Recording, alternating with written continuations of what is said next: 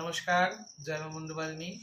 আজ ছিল অমাবস্যা। গতকাল গেছে শিব চতুর্দশী, আজ অমাবস্যা ছিল। আজ আমি প্রায় দুদিন ধরে উপবাস রয়েছি। এখন বাজে রাত্রি কটা বাজে?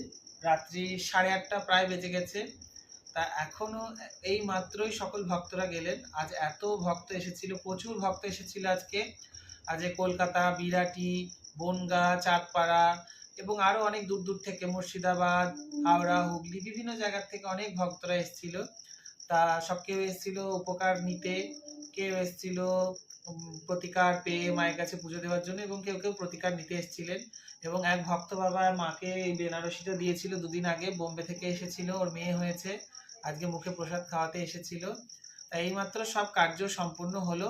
এখনো দেখো সব জিনিসপত্র ছড়ানো ছিটানো রয়েছে, দেখে বুঝতেই পারছো আমি প্রচন্ড ক্লান্ত। এত ভক্ত ছেড়ে আর পাচ্ছি না সেই সকাল থেকে।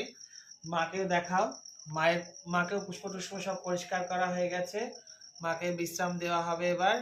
আমিও গিয়ে একটুখানি বিশ্রাম করব। সকলে খুব ভালো থাকবেন, সুস্থ থাকবেন। জয় মা মুন্ডমালিনী। মায়ের স্মরণে থাকবেন এবং পারলে মায়ের কাছে অবশ্যই আসবেন। আর এবছরও শিব চতুর্দশীতে প্রত্যেক বছরের মতনই মা আমাকে এবছরও মহাশক্তি দান করেছে।